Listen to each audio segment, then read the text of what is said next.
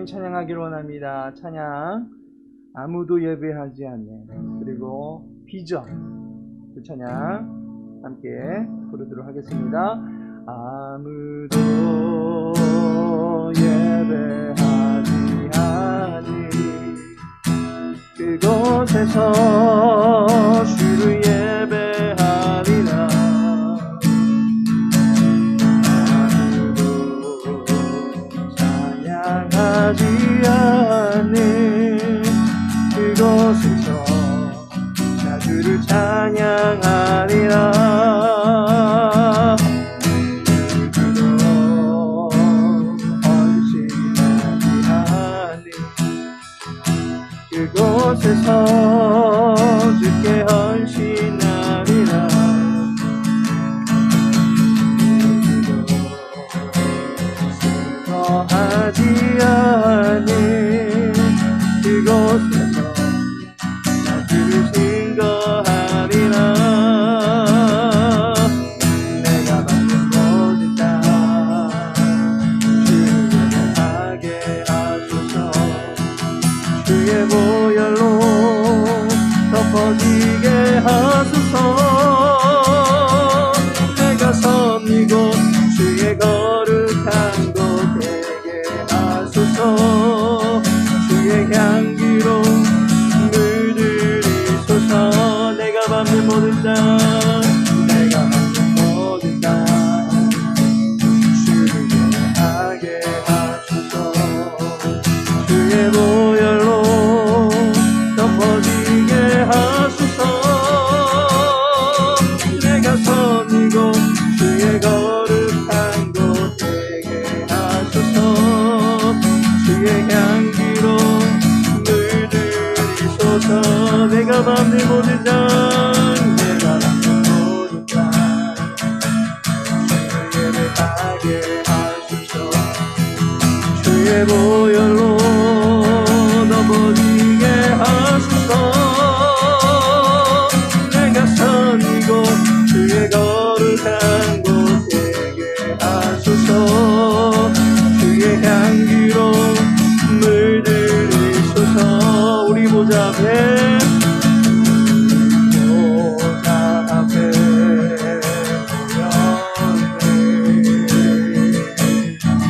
함께 주를 찬양하며 하나님의 사랑 그 아들 주셨네. 그의 피로 우리 구원받았네. 예수 쏟으신 사랑 강같이 온 땅에 흘러 나라와 족속 백성 방언에서 기뻐하고 주형받으리네. 구원하심이 보좌에 앉으신 우리 하나님과 어린 양께 있도다. 구원하심이 보좌에 앉으신 우리 하나님과 어린 양께 있도다. 구원하심이 보좌에 앉으신 우리 하나님과 어린 양께 있도다. 구원하심이 보좌에 앉으신 우리 하나님과 어린 양께 있도다. 한 번 더 고백합시다. 구원하심이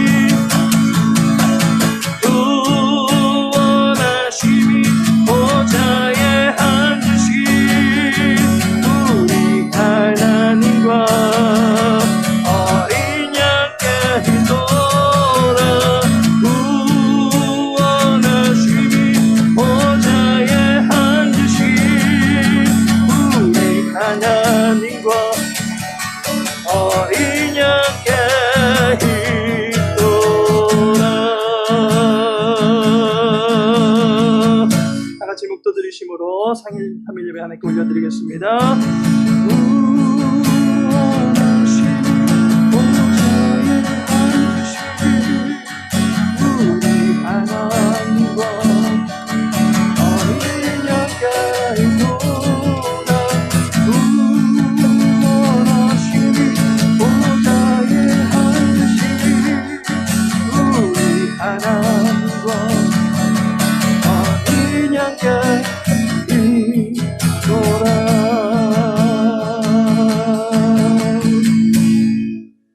하나님 아버지, 예배하는 자를 찾으시는 주님의 부르심이 우리의 마음에 간절한 사모함이 되어서 오늘 이 시간 주 앞에 나왔습니다.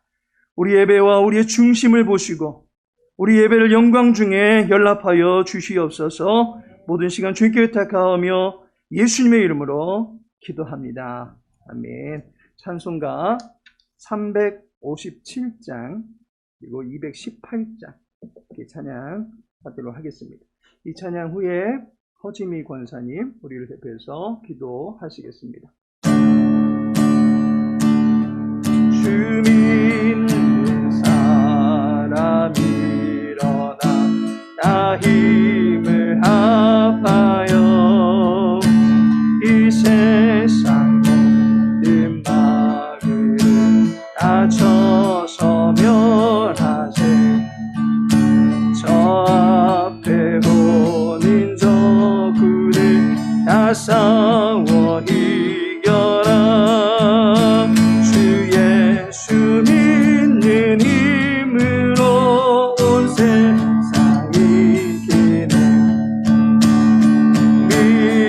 믿음이 이기네. 믿음이 이기네. 주 예수를 믿음이 온 세상 이기네.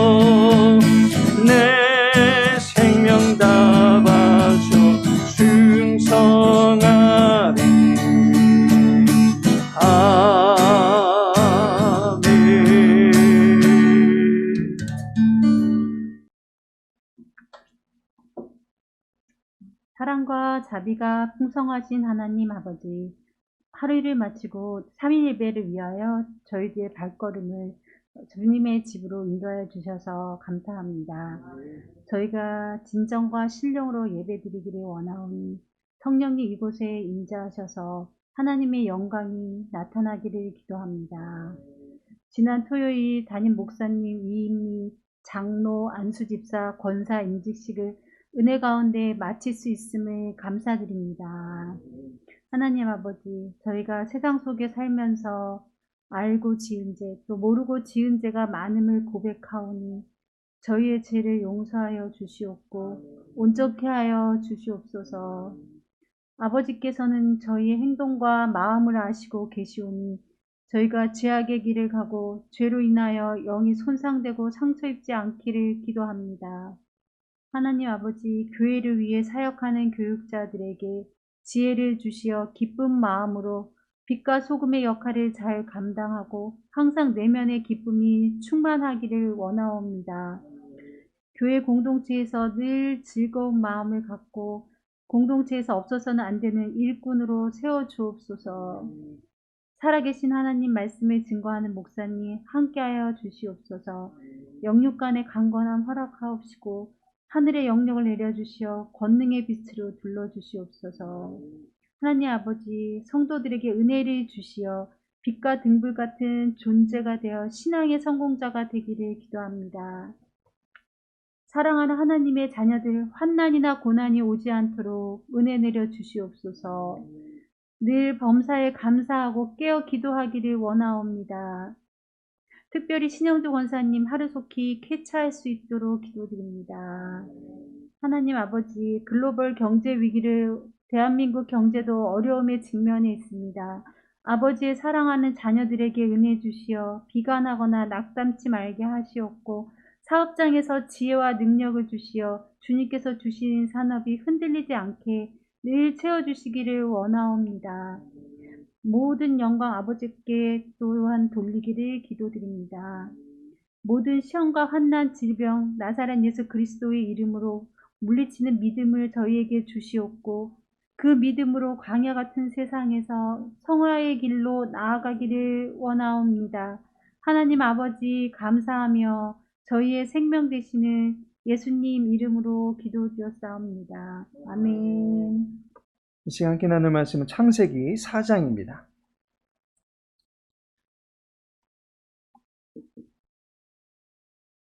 창세기 4장 26절 말씀입니다.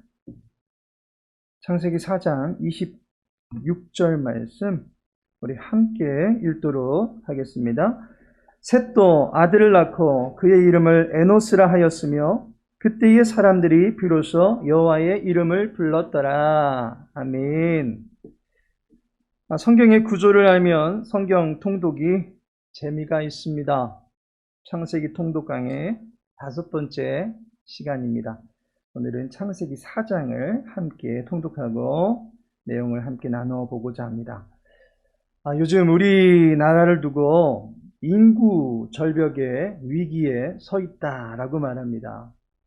2년 전부터 우리나라는 사망자 수가 출생자 수를 넘어선 데드 크로스 그래프가 형성이 되었습니다. 결혼 인구 감소와 출산율의 저하, 그리고 동성애를 용인하는 사회적 행태가 결국 인간이 자연적으로 늘어날 수 있는 생태적 환경을 좁혀놓았고 자연 사망률 및 각종 사회 범죄로 인해서 사람이 사라지는 출구는 넓어지고 있는 것이 사실입니다. 더욱이 근래 들어서 우리나라는 생산인구 절벽에까지 맞닥뜨린 상황입니다. 일할 사람조차도 없어서 노동자의 평균 연령이 높아질 수밖에 없다라고 보고 있습니다. 실제로 자영업을 하시는 분들이나 중소기업에서는 구인난으로 몸살을 앓고 있는 듯합니다. 그야말로 한 사람이 소중한 시대 분위기를 맞이했습니다. 그런데 에덴의 밖으로 쫓겨난 아담과 하와가 있을 당시에 이 사람의 존재 가치는 어떠했습니까?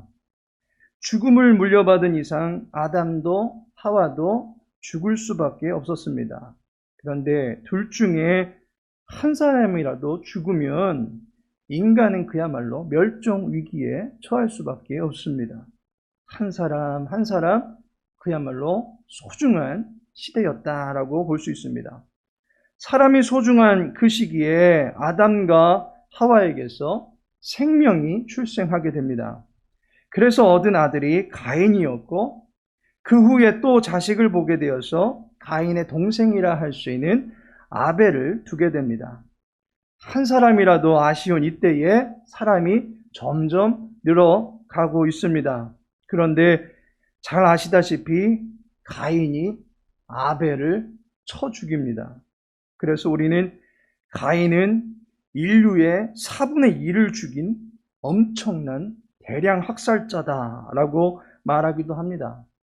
그런데 한 가지 짚고 넘어가야 될 것은 성경은 가인을 두고서 첫째 아들이라고 말하지 않습니다. 그리고 아벨을 둘째 아들이다라고 말하지도 않습니다. 그저 아담과 하와가 낳은 아들이라고 말하고 있습니다. 이것은 아담과 하와가 가인과 아벨 외에도 수많은 자식들을 낳을 수 있는 가능성이 다분히 있었다라고 하는 것을 말해주는 것입니다. 창세기 3장 20절에 보면 아담이 그의 아내의 이름을 하와로 불렀으니 그는 모든 산자의 어머니가 됨이더라 라고 말씀하고 있습니다. 하와가 호흡을 하며 살아가는 사람들의 조상이 되었다라고 말하고 있습니다. 아담이 자기 아내의 이름을 하와라고 지은 데에는 분명히 이유가 있는 것입니다. 아담과 하와는 생육하고 번성하고 땅에 충만하라고 했던 에덴에서 부여받은 사명을 에덴 밖에서도 계속해서 이어가고 있었던 것입니다. 하나님의 동산에서 내보내진 것뿐이지 그들에게 주어진 인생의 본분은 결코 박탈되지 않았습니다. 그들은 여전히 동산 밖에서도 창조주와 피조물의 위치를 인식해야 되는 삶을 마땅히 살아야만 했고, 이에 따라서 예배하는 인간, 하나님을 기억하며 하나님의 창조주 되심을 늘 인정하며 살아가는 삶이 계속 되어져야만 했던 것입니다. 그리고 창조주 하나님의 명령을 쫓아서 생육하고 번성하고 땅에 충만하며 다스리고 정복해 나가는 사역을 계속적으로 감당해 나가야 했던 것입니다. 이것이 인간에게 주어진 본분입니다.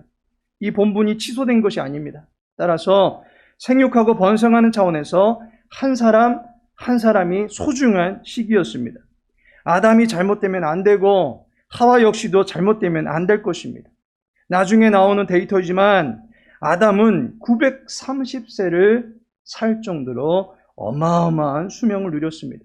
그 시기에 아담과 하와는 수많은 생명을 출산할 수 있게 되었다라고 볼 수 있는 것입니다. 그 가운데 성경이 가인과 아벨을 주목하고 있습니다.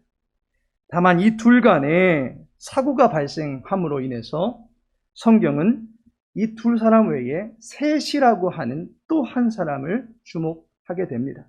그렇다면 왜 창세기 4장은 이 세 아들을 주목하고 있는 것입니까? 그것이 바로 창세기 4장의 구조를 이루는 핵심 뼈대가 되는 것을 보게 됩니다. 창세기 4장의 구조는 다음과 같이 이루어져 있습니다. 1절부터 17절까지 가인과 아벨에 대한 이야기가 다루어지고 18절부터 24절까지는 그 중에서 가인의 후손에 대한 이야기가 이어지는 것을 보게 됩니다. 그리고 마지막 단락은 아벨의 후손이자 셋의 후손을 다루고 있는 것을 보게 됩니다. 따라서 아담의 후손이라 할 수 있는 이 세 사람을 통해서 창세기 4장은 세 단락으로 이루어져 있다라고 볼 수 있습니다. 어떠한 후손을 중심으로 동산 밖의 역사가 이어져 가는지 우리는 그 이야기를 볼 수가 있습니다. 이것은 창세기 3장 15절에 주어진 말씀 때문입니다. 내가 너로 여자와 원수가 되게 하고 내 후손도 여자의 후손과 원수가 되게 하리니 여자의 후손은 네 머리를 상하게 할 것이요 너는 그의 발꿈치를 상하게 할 것이니라 하시고 라고 말씀하고 있습니다. 인간의 역사가 여자의 후손과 원수의 후손으로 둘로 나뉘어서 이어지게 된다라고 하는 것입니다. 그리고 그 대표적인 주자가 바로 가인과 아벨인 것입니다. 첫 번째 단락은 이 가인과 아벨에 대한 이야기를 전하고 있습니다. 그리고 두 번째 단락에서는 가인의 후손, 곧 원수의 후손들이 역사 속에서 어떻게 이어져 가는지를 보여주고 있습니다. 세 번째 단락에서는 여자의 후손, 곧 언약의 자손들이 어떻게 이어지는지를 볼 수가 있습니다. 이러한 굵직한 뼈대를 놓고서 이제 역사가 어떻게 흘러가게 되는지를 계속적으로 보게 될 것입니다.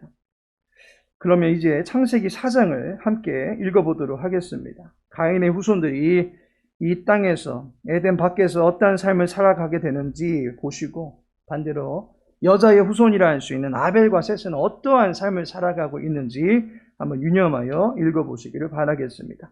창세기 4장을 펴시고 함께 읽도록 하겠습니다. 아담이 그의 아내 하와와 동침하매 하와가 임신하여 가인을 낳고 이르되 내가 여호와로 말미암아 등남하였다 하니라. 그가 또 가인의 아우 아벨을 낳았는데 아벨은 양치는 자였고 가인은 농사하는 자였더라.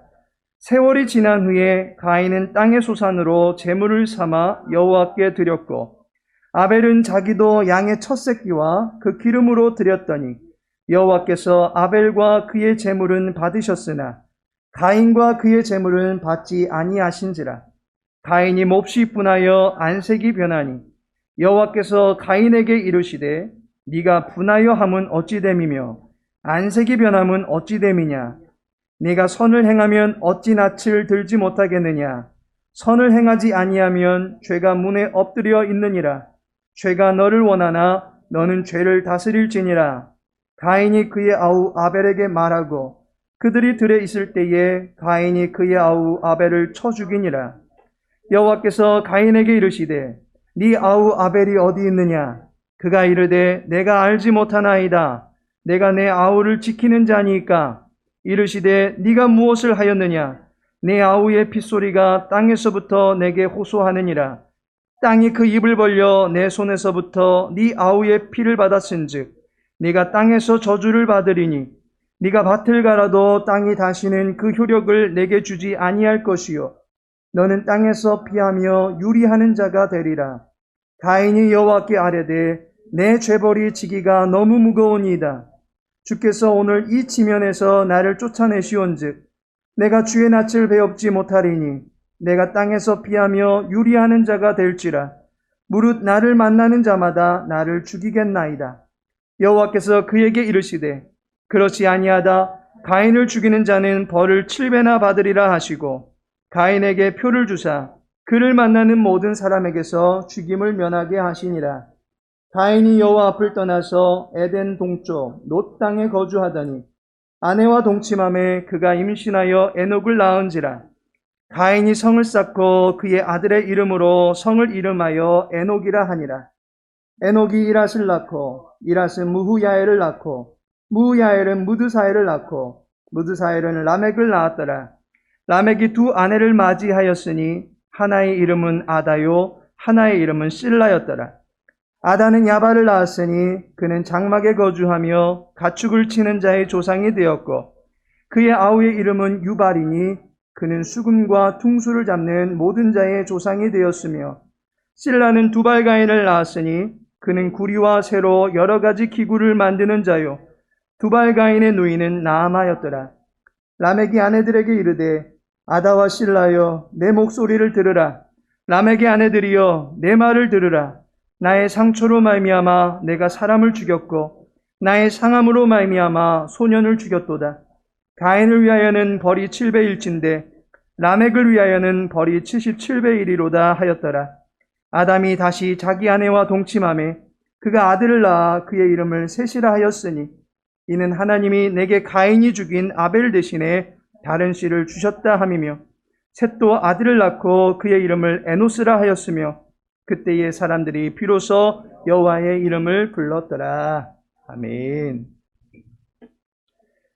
창세기 4장의 각 단락별 내용을 살펴보도록 하겠습니다. 먼저 첫 번째로 1절부터 17절까지 다루어지고 있는 가인과 아벨의 내용을 살펴보고자 합니다.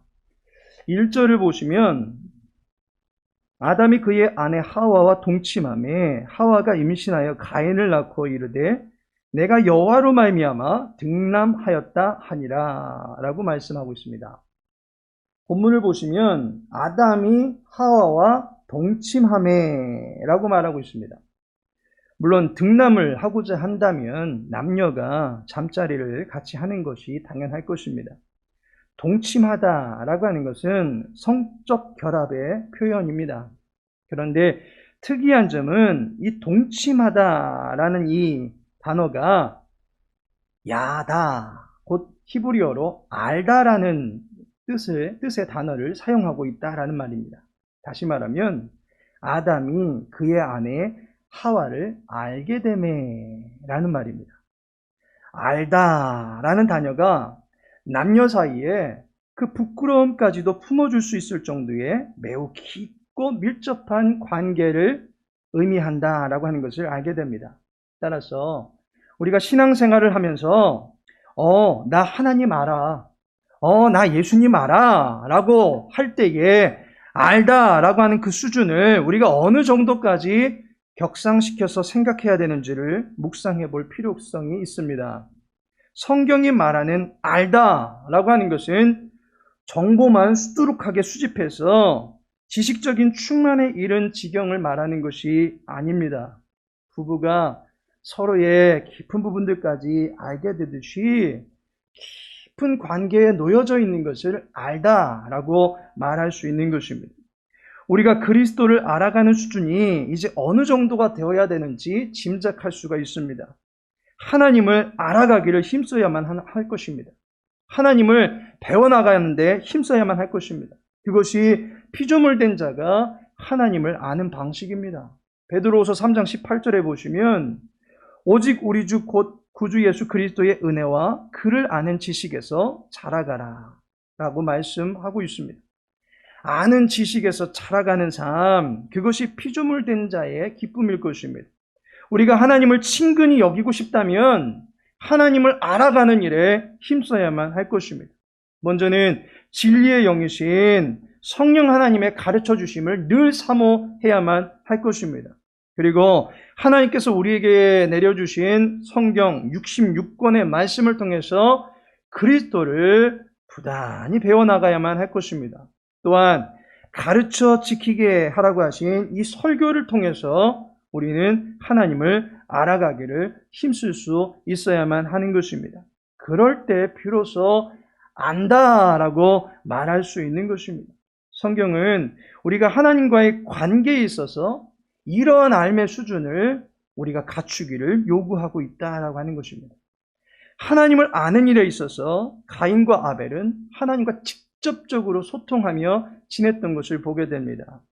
그들의 삶의 무대가 동산 밖에 있었을 뿐이지 하나님은 결코 인간을 버리지 않으셨고 인간을 떠나지 않으셨다라고 하는 것을 알게 됩니다. 인간의 그 내면적인 속성이 바뀌긴 했습니다. 생명나무의 실과를 먹으면서 살 수 있는 존재가 아니라 이제 생명나무로의 접근이 제한되어져 있기 때문에 인간은 영원히 사는 존재가 아니라 죽어가는 존재가 되었다라고 하는 것입니다. 하지만 하나님은 이러한 인간의 입장을 볼품없게 여기지 않았습니다. 이기적인 세상 사람들처럼 있을 때는 잘해주더니만 없어지니까 무시하더라라는 그런 모습을 사람들에게 보이지 않으셨습니다. 더 연약해진 인간을 더 살펴주시고 함께 해주셨다라고 하는 것입니다. 그것을 예배를 통해서 확인할 수가 있었습니다. 하나님과의 교제하는 이 예배 의식을 통해서 하나님이 죽어가는 인간을 버리지 아니하시고 늘 함께 하시고 늘 임재하신다라고 하는 것을 알게 해주셨습니다. 때문에 인간은 이 육체의 껍데기를 벗어던지는 그날에도 여전히 나는 하나님과 영원토록 함께 할 수 있는 존재입니다 라고 하는 것을 잊어버리지 말고 살아가야만 하는 것입니다. 창세기 4장을 보시면 처음 부분과 마지막 부분에 아벨과 셋으로 이어지는 여자의 후손 족보가 언급되고 있습니다. 사장의 처음과 끝이 한 맥락 안에서 이어지게 하셨습니다. 그런데 무엇으로 이어지고 있습니까? 바로 경건의 삶으로 이어지게 하셨다라고 하는 것입니다. 처음에는 예배가 나오고 마지막에는 여호와의 이름을 부르는 기도가 나오는 것을 보게 됩니다. 예배는 하나님의 뜻에 맞게 경배하는 삶입니다. 기도는 하나님의 뜻을 구하는 삶입니다. 결국 인간은 동산에서 쫓겨났다 할지라도 주어진 본분은 결코 변하지 않았습니다. 하나님을 예배하는 것입니다. 피조물된 자의 위치를 늘 의식하고 하나님을 높여 드리는 것이 인간에게 주어진 삶이고 그 삶이 끊임없이 이어지기를 여호와 하나님께서는 우리들에게 원하셨다라는 사실입니다. 그런데 가인이 예배를 파괴한 것입니다. 하나님의 뜻에 맞추어야 할 인간이 자기의 본성과 욕심을 더 중시하면서 나의 자존심을 또한 나의 어떤 위치를 저해한다면 예배자마저도 죽일 수 있는 엄청난 짓을 하기에 이릅니다. 그리고 자기가 한 짓을 여호와 하나님 앞에서 숨길 수 있다라고 여기면서 뻔뻔하게 굴기까지 하는 것을 보게 됩니다. 모든 것을 다 아시는 여호와 하나님이실진데 그 여호와 하나님을 속일 수 있다라고 생각하는 것, 여호와를 제대로 알지 못하는 모습인 것을 보게 됩니다. 어쩌다가 들켜서 이제 처벌을 받게 되는데 그 처벌마저도 너무 중한 것 아니냐며 하나님 앞에 고개를 빳빳이 들고 따지고 있는 그야말로 무서운 인간이 되어 있는 것을 보게 됩니다. 아담은 나무 뒤에라도 숨어서 벌벌 떨었던 반면에 가인은 숨지도 아니하고 죄에 대해서 대범해져 있는 것을 보게 됩니다. 하나님을 향한 예배가 악인에 의해서 철저하게 무너지고 예배자가 악인에 의해서 멸시받고 천대받게 되는 것을 보게 됩니다. 동산 밖의 삶, 인간이 인간을 다스리고 인간이 서로 조력하는 것이 아니라 경쟁자가 됨으로 말미암아 생명을 건 투쟁이 이루어지는 살벌한 현장이 된 것을 보게 됩니다. 가인과 아벨의 제사에 대해서 한 가지 짚고 넘어갈 것은 하나님은 이 제사와 관련해서 아벨의 손을 들어주셨다라는 것입니다. 이 부분을 두고서 가인이 짐승으로 제사 드리지 않아서 하나님께서 받으시지 않았다라고 생각하면서 마치 하나님이 이 제물을 두고도 편식하시는 분으로 생각하는 그런 경향이 있습니다. 그런데 4절과 5절을 보시면 제사자와 제물을 함께 취급하고 있는 것을 보게 됩니다. 다시 말해서 제물이 아무리 화려해 할지라도 제사자의 중심이 올바로 서 있지 못하면 그 제사는 모두 다 헛된 것이 될 수밖에 없는 것입니다. 가인과 그의 제물, 그리고 아벨과 그의 제물, 예배자와 제물이 결코 따로 설 수가 없습니다. 우리의 예배도 마찬가지입니다. 여러분이 하나님께 드리는 모든 자원과 우리의 중심이 믿음으로 서 있지 않는다 하면 우리는 성전 안에 있다 할지라도 심지어 예배를 드리고 있다 할지라도 하나님과 교제하지 못하는 구경꾼이 될 수밖에 없는 것입니다. 하지만 우리의 중심이 하나님 앞에 온전히 서 있을 때 하나님의 창조주 되심을 인정하고 나의 피조물된 위치를 인식하며 하나님을 경배하고자 할 때에 두렙돈의 예물을 통해서도 하나님은 기쁘게 받으실 수 있는 것입니다. 가인과 아벨은 그 중심에서의 차이 때문에 여호와께 거절되거나 연락된 것으로 볼 수 있는 것입니다. 그 한 예로 7절을 보시면 네가 선을 행하면 어찌 낯을 들지 못하겠느냐. 선을 행하지 아니하면 죄가 문에 엎드려 있느니라. 죄가 너를 원하나 너는 죄를 다스릴지니라 라고 말하고 있습니다. 예배를 드리는데 죄에 항상 노출되어 있다면 이미 그 마음은 갈려진 것입니다. 예배를 드리는데 게임을 생각하고 있고 드라마를 생각하고 있고 레저 활동을 생각하고 있고 예배 시간이 1시간이 넘으면 안 되는데 발만 동동 구르고 있다면 그 예배는 하나님께 전심으로 드려지는 것이 아닌 것입니다. 우리의 예배관을 바로 잡아야 될 것입니다. 가인은 예배의 실패자가 되어 있습니다. 그리고 하나님을 아는 일에도 실패자가 되어 있습니다. 하나님과 관계가 없는 백성이 되어 있는 것을 보게 됩니다. 두 번째 단락은 18절에서 24절까지의 말씀입니다. 이곳에서는 이제 가인의 후손들이 어떠한 역사를 이어가는지를 우리들에게 보여줍니다. 11절을 보시면 땅이 그 입을 벌려 네 손에서부터 내 아우의 피를 받았은즉 네가 땅에서 저주를 받으리니 라고 말씀하고 있습니다. 가인이 땅에서 저주를 받게 됩니다. 아담과 하와는 고통과 수고라는 벌을 받았는데 이 가인은 저주를 받게 됩니다. 에덴에서 저주를 받은 것은 사탄과 땅이었습니다. 그런데 가인을 보니까 그도 땅으로부터 저주를 받는 대상이 되어 있다라고 하는 것을 보게 됩니다. 저주의 추악한 손이 가인에게 영향을 미치게 됩니다. 그런데 그 저주의 내용이 무엇인가 보니까 땅이 가인에게 양식을 내어주지 않더라는 것입니다. 12절에 보니 네가 밭을 갈아도 땅이 다시는 그 효력을 내게 주지 아니할 것이요 너는 땅에서 피하며 유리하는 자가 되리라 라고 말하고 있습니다. 가인은 농사 지은 것으로 제사를 드리던 그야말로 땅을 경작하는 일에 있어서는 주특기를 가지고 있었던 사람이었습니다. 그런데 땅이 열매를 주지 않기 때문에 이제 땅을 경작할 수가 없습니다. 그렇다면 그는 어떻게 살아야 됩니까? 이미 있는 것, 만들어진 것, 그리고 무엇인가를 제작하는 삶을 가지고서 그는 살아갈 수밖에 없는 것입니다. 그리고 그러한 것들이 있는 곳을 찾아서 이곳 저곳을 떠돌아다녀야 되는 나그네 신세가 되었던 것입니다. 16절을 보시면 가인이 여호와 앞을 떠나서 에덴 동쪽 놋 땅에 거주하더니 라고 말씀합니다. 유리하는 자가 되라 라고 여호와께서 말씀을 하셨는데 본문의 말씀 보면 그가 거주하기로 선택한 것을 보게 됩니다. 거주하게 된 이유가 무엇이겠습니까? 유리하는 삶이 너무 고달픕니다. 너무 힘이 듭니다. 죄로 인한 인간의 참상이 이처럼 비참한 것입니다. 그런데 가인은 그 비참함에서 스스로 벗어나려고 했던 것입니다. 그래서 놋 땅에 거주하고 그곳에서 무엇을 합니까?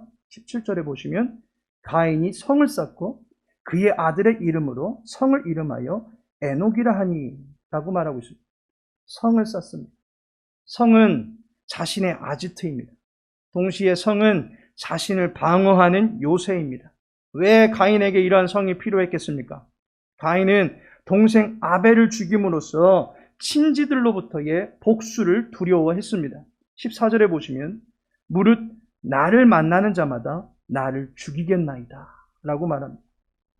유리하는 동안 이곳저곳을 떠돌아다니는 동안 자신의 몹쓸 행동에 반감을 가졌거나 또한 아벨에게 행했던 그 악한 일을 복수하고자 하는 어떤 이로 인해서 자기의 생명이 위태로울 수 있었다라고 하는 것입니다. 그래서 가인은 자신의 생명을 지켜낼 방도를 고안하는데 그것이 바로 성을 쌓는 것이었다라고 볼 수 있습니다. 그런데 먼저는 내가 이렇게 떠돌아다니다가 나를 죽이는 사람, 나를 죽이려고 하는 사람 만나면 나 어떡합니까? 라고 여호와께 항변할 때 여호와께서 15절에 보니 가인에게 표를 줍니다. 그런데 그게 어떤 표다라고 말하기는 어렵습니다. 하지만 기생 라합이 붉은 줄을 달아놓음으로 말미암아 구원을 받을 수 있는 표가 되게 하셨듯이 가인에게도 눈에 보이는 그리고 누군가 보아도 확실히 알 수 있게 해주는 어떠한 표식이나 증서가 가인에게 주어졌으리라 여겨집니다. 이것 때문에 가인은 그의 생명을 보호받을 수 있었습니다. 그런데 에녹성을 쌓음으로 말미암아 이제 이러한 표도 나에겐 필요 없다라고 여긴 것입니다. 여호와께서 만들어주신 구원의 징표도 필요 없이 이제 자신은 여호와 없이 자기 혼자 잘 살 수 있다라고 독립선언을 한 것입니다. 16절에 보면 여호와 앞을 떠나 라는 말을 합니다. 이제 여호와와 상관없는 백성으로서의 길을 가게 되었다라고 하는 것을 말해줍니다. 이처럼 가인은 여호와의 집행명령을 통해서 멀리 떠났다가 이제 그곳에서 이리저리 방황을 해야 되는데 그 집행명령을 무시해버린 채 자기의 아들의 이름으로 성을 쌓고 그곳에서 자기 스스로 살아가는 것을 보게 됩니다. 그 가인의 후손들이 이제 어떠한 삶을 살게 됩니까? 하나같이 땅과는 상관없는 기술과 짐승들의 힘을 빌어서 사는 사람들이 된 것을 보게 됩니다. 심지어 23절에 나오는 라멕을 한번 보시기 바랍니다. 라멕이 아내들에게 이르되 아다와 실라여 내 목소리를 들으라. 라멕의 아내들이여 내 말을 들으라. 나의 상처로 말미암아 내가 사람을 죽였고 나의 상함으로 말미암아 소년을 죽였도다 라고 말하고 있습니다. 라멕을 보니까 전형적으로 자기 힘만 가지고 살아가는 사람이 되어 있는 것을 보게 됩니다. 힘으로 사람들의 생명을 해하는 것을 보게 됩니다. 가인이 아벨을 쳐 죽였듯이 자기의 비위를 거슬리게 만들면 모조리 죽여버리는 살인자가 나타난 것을 보게 됩니다. 본문에 나의 상처로 말미암아 나의 상함으로 말미암아 사람을 죽였다라고 말하고 있는데, 여기서 말하는 상처나 이 상함은 가벼운 상처 또는 타박을 입은 정도를 말하는 것입니다. 중상을 입을 정도로 상대가 나를 위해를 가한 그런 것이 아님에도 불구하고 라멕은 그 모든 사람들의 생명을 함부로 여겼다라는 것입니다. 요즘 우리나라에서도 길을 가다가 사람 눈만 쳐다봐도 쫓아와서는 폭력을 가합니다. 기분 나쁘게 쳐다봤다 이겁니다. 또한 길을 가다가 어깨를 부딪혔다고 기분 나쁘다고 사람을 입원할 정도로 패댑니다. 담배 피는 청소년들에게 담배가 건강에 나쁘다라고 캠페인하다가 저 세상으로 가신 분도 계신 것을 보게 됩니다. 이러한 식으로 라멕이 사이코패스적인 기질을 가지고 있었다라는 것을 알게 됩니다. 그리고 그가 24절에 보면 가인을 위하여는 벌이 700일진데 라멕을 위하여는 벌이 77배 1이로다 하였더라라고 말하고 있습니다. 가인을 여호와께서 보호해 주시기로 하시고 표식을 주십니다. 그리고 이 표식을 주시면서 가인을 함부로 대할 경우 그 사람에게는 벌이 7배나 임하게 될 것이다 라고 15절에 보시면 여호와께서 그에게 이르시되 그렇지 아니하다 가인을 죽이는 자는 벌을 7배나 받으리라 하시고 여호와께서 그렇게 가인을 보호하기로 말씀해 주셨습니다. 생명을 지켜주는 언약을 가인에게 주셨습니다. 그런데 라멕이 자기를 건들면 벌이 77배나 될 것이다 라고 말하고 있는데, 그 이야기는 지금 누가 하고 있습니까? 23절 초반에 보면 라멕이 아내들에게 이르되 아다와 실라여 내 목소리를 들으라. 라멕의 아내들이여 내 말을 들으라 라고 하면서 자기 말이 이제 법이 되는 것을 보게 됩니다. 자기의 뜻이 사회의 질서가 되어지는 것을 보게 됩니다. 그리고 23절에 보면 아내들이라고 말합니다. 라멕이 자기의 욕정을 최고의 즐거움으로 삼고 살아가고 있는 것을 보게 됩니다. 남자가 부모를 떠나서 자기와 자기의 아내와 합하는 일부 일처의 순수한 결혼관을 깨트리고 아내들을 둠으로써 생육과 번성을 위한 사명을 쫓아가기보다는 오직 자기의 욕망을 위하여 사는 사람이 되어 있는 것을 보게 됩니다. 이것이 바로 가인의 후손, 곧 죄로 인하여 일그러진 인생들이 나타내고 있는 모습이다라고 하는 것입니다.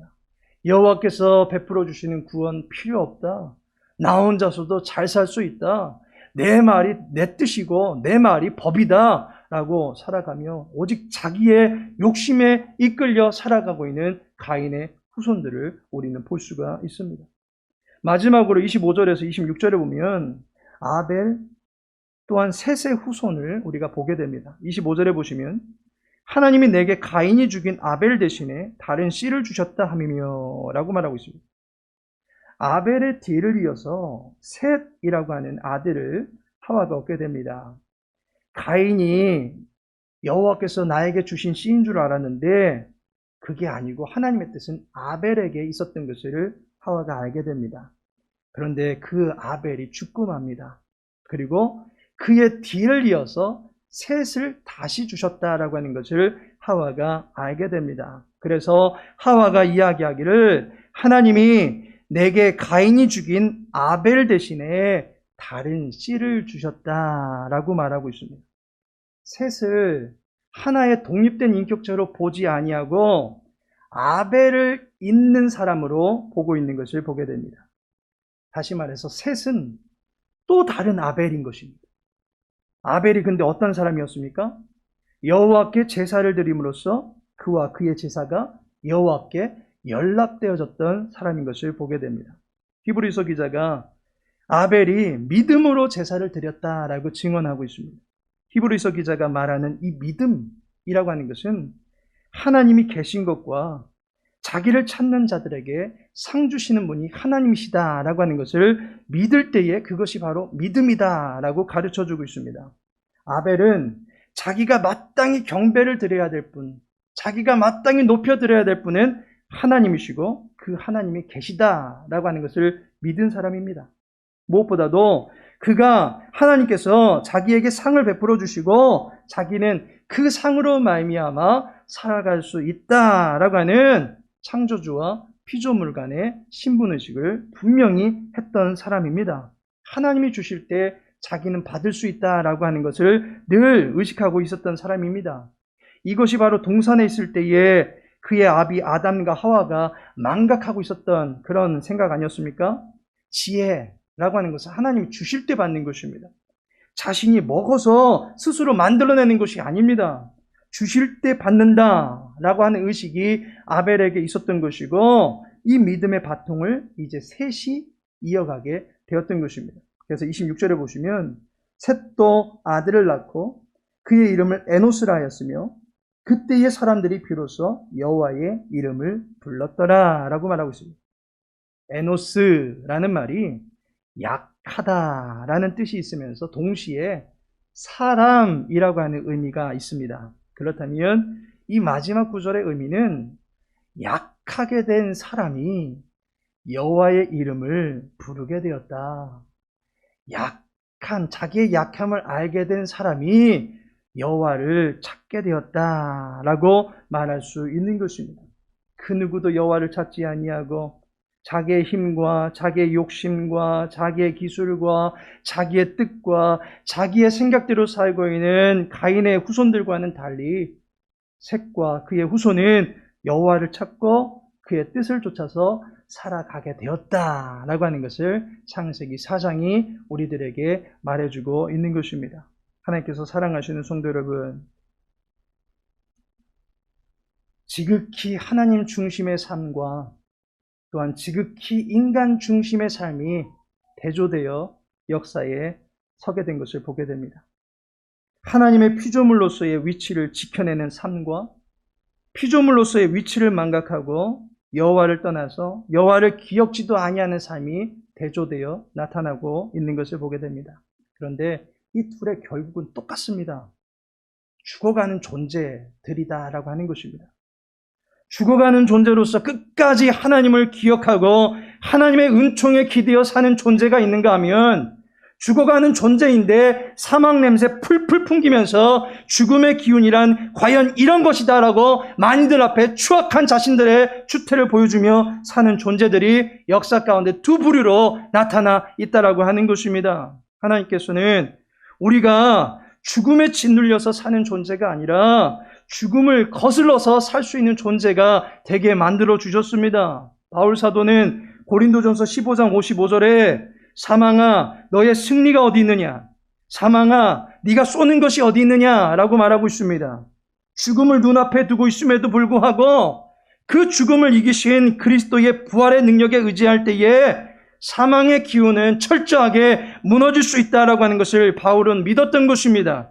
그래서 어차피 죽을 거 될 대로 되라는 식으로 살아가는 것이 아니라 그래도 살려주시는 그리스도의 능력에 힘입어서 주의 일에 더욱더 힘쓰며 살아가야만 한다라고 바울 사도가 우리들에게 가르쳐주고 있는 것입니다. 고린도전서 15장 57절과 58절에 그렇게 이야기합니다.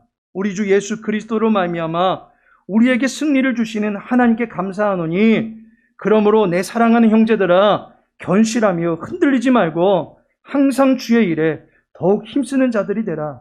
이는 너희 수고가 주 안에서 헛되지 않은 줄 알미라 라고 말씀하고 있습니다. 우리에게 있는 사망의 모든 기운을 거두어 가실 주님을 끝까지 의지하는 것이 에노스의 자세입니다. 그것이 바로 사람이 마땅히 취해야 될 본분인 것입니다. 사망의 머리를 짓밟으시고 승리를 보장해 주신 분이 여인의 후손으로 오신 그리스도이십니다. 그리스도가 우리의 생명의 능력이 되는 줄로 믿습니다. 그리스도와 함께 사망을 이기고 이제 죽음의 저주를 벗어버리고 여호와 하나님 앞으로 나가서 예배의 기쁨과 부르짖음의 확신을 가지고 살아갈 수 있는 저와 여러분의 삶이 되어지기를 축원합니다.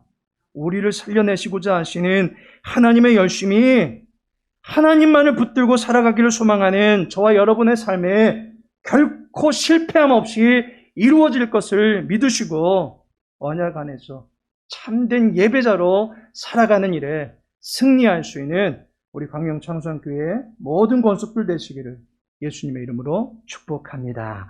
우리 시간에 말씀 붙들고 함께 기도하기로 원합니다. 세 가지 기도 제목 드리겠습니다. 중심이 흐트러지지 아니하며 하나님을 예배할 수 있는 참된 예배자가 되게 하옵소서 기도하시고, 나의 약함을 인정하며 나의 능력과 힘이 되시는 여호와를 부를 때에 응답의 기쁨을 허락하여 달라고 기도하시기 바랍니다. 마지막으로 우리 교회 모든 권속들의 안전을 지켜주시고 특별히 신영주 권사님의 치유를 위해서 우리 시간 함께 합심하여 기도하도록 하겠습니다. 아버지 하나님, 사랑하는 주 백성들, 주님을 예비하는 자로 오늘도 불러주시고 세워주시니 감사를 드립니다. 아버지 하나님의 귀하신 사랑 가운데 세워지기를 소망합니다. 하나님, 우리의 약함을 인정하며 우리의 능력이 되시고 우리의 소망이 되신 주님을 바라볼 때에 그것이 우리의 기쁨이 되어지게 하여 주시옵시고 우리의 능력이 되어줄 수 있도록 도와주시옵소서. 우리의 욕심을 따라 살지 않기를 원합니다. 우리의 아집을 부리며 살지 않기를 소망합니다. 주의 말씀에 순응하기를 또한 주의 말씀에 굴복하기를 원할 수 있는 주의 백성들 될 수 있도록 도와주시옵시고, 그로 말미암아 그 뜻을 쫓아 나갈 때마다 우리의 생명의 능력이 되시는 하나님과 깊은 관계를 맺으며 살아갈 수 있는 복된 지체를 다 될 수 있도록 은혜 베풀어 주시옵소서. 특별히 바라옵기는 우리 사랑하는 모든 권속들의 건강 지켜주시되 우리 신영주 권사님 오늘 너무나 큰 화를 당했습니다. 아버지 하나님, 사랑하는 여종을 불쌍히 여겨주시옵시고 긍휼히 여겨주시옵시고 치유되어지고 회복되어져가는 모든 과정들 가운데 주님께서 눈동자같이 살펴주시기를 간절히 소망합니다. 사랑하는 여종의 아픔과 그 마음의 모든 낙심들 주님께서 위로하여 주시기를 간절히 소망하며 이후로 또 주님께서 기여기시는 복된 삶을 살아가게 부족하옵는 귀한 여종 될 수 있도록 은혜 베풀어 주시옵소서. 온 교회가 하나님의 사랑하심을, 하나님의 역사하심을 보기를 소망하오니 주여 함께해 주시옵시고 이 밖에도 우리 사랑하는 모든 믿음의 권속들 무더위 속에서 탈진하지 않게 해주시옵시고 또 하라고 원하는 모든 기도의 제목들마다 아버지 하나님의 대응답하시는 귀한 기쁨들로 누리며 살아갈 수 있도록 은혜 베풀어 주시옵소서. 하나님, 3일간의 모든 삶에 동행해 주시고 이 시간에 우리 가운데 예배의 영광을 나타내 주시니 감사를 드립니다. 우리의 평생에 여호와를 기뻐함이 있게 하여 주시옵시고 주님의 이름을 부르며 살아갈 때에 기도하고 바람이 원하는 모든 것들에 응답이 나타날 수 있도록 축복하여 주옵소서. 사랑하는 교회의 권속들 무더위 중에 잘 지내실 수 있도록 도와주시고 특별히 어려움 당하신 신권사님 긍휼히 여겨주시고 은혜 중에 돌봐 주시옵시고 온전히 회복될 수 있도록 인도하여 주옵소서. 남은 한 주간의 모든 삶의 여정 가운데도 함께 하실 주님을 기대하며 그 주님만을 높여드리길 간절히 소망하며 예수님의 이름으로 기도합니다. 아멘. 하늘에 계신 우리 아버지여, 이름이 거룩히 여김을 받으시오며 나라 임하옵시며 뜻이 하늘에서 이룬 것 같이 땅에서도 이루어지이다. 오늘날 우리에게 일용할 양식을 주옵시고 우리가 우리에게 죄 지은 자를 사하여 준 것 같이 우리 죄를 사하여 주옵시고 우리를 시험에 들게 하지 마옵시고 다만 악에서 구하옵소서. 대개 나라와 권세와 영광이 아버지께 영원히 싸움나이다. 아멘.